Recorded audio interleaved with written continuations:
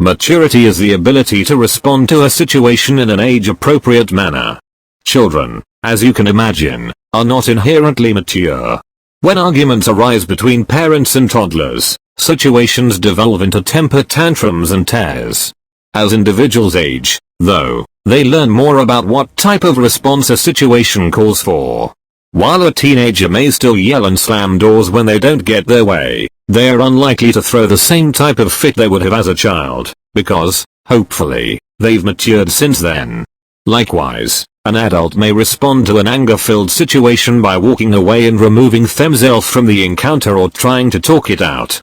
Furthermore, when someone is mature, they have the ability to make good decisions on their own, without being guided to them by a parent or another adult. For another broad example, a toddler might decide that it's a good idea to chew on crayons, but both teens and adults would never have that thought, because they've been taught from a young age that crayons aren't food. Aside from physical maturity, which individuals have little to no control over, and intellectual maturity, which is taught in school, maturity develops mostly through interactions with others, or, if you're a particularly reflective person, by actively changing troublesome behaviors. If you're concerned about your maturity levels, have had concerns voiced to you, or simply want to develop mature behaviors, take the following advice to heart. Developing new habits is hard, especially when it involves training your brain, but it is possible to change your behaviors.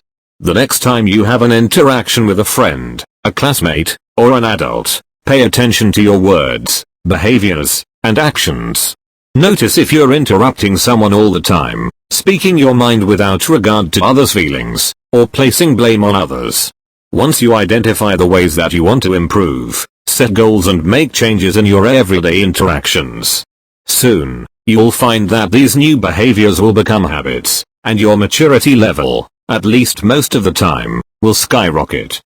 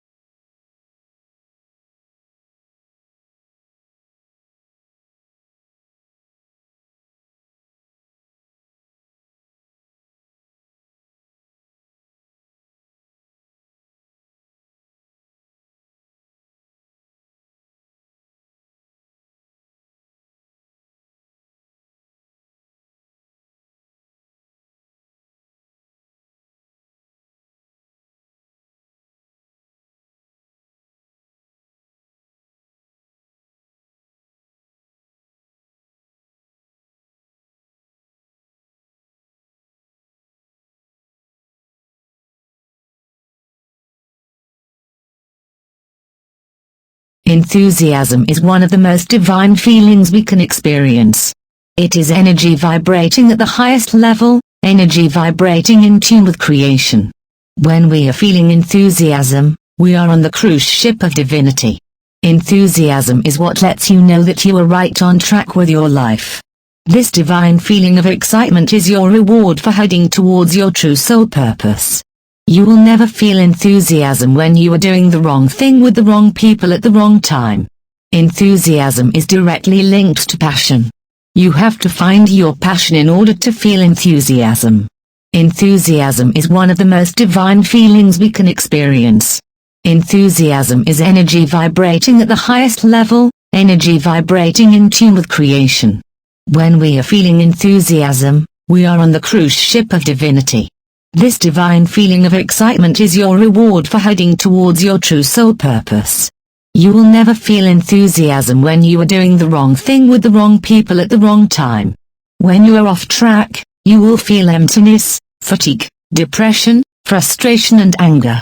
Enthusiasm is what lets you know that you are right on track with your life.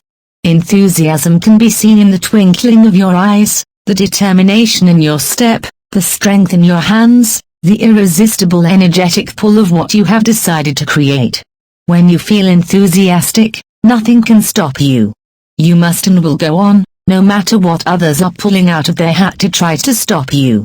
When you are working towards your goal with enthusiasm, nothing can hold you back. You jump out of bed early in the morning because your goal, your dream, is calling you.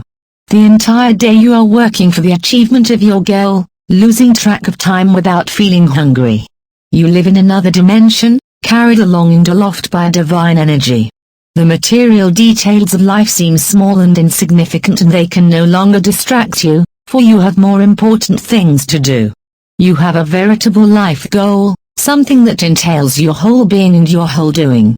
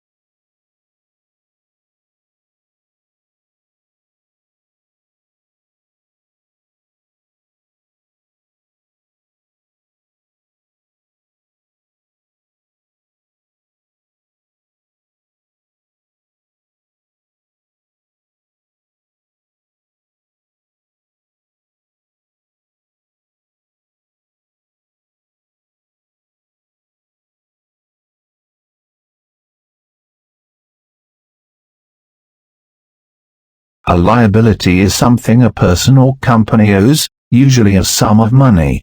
Liabilities are settled over time through the transfer of economic benefits including money, goods, or services. Recorded on the right side of the balance sheet, liabilities include loans, accounts payable, mortgages, deferred revenues, bonds, warranties, and accrued expenses. In general, a liability is an obligation between one party and another not yet completed or paid for.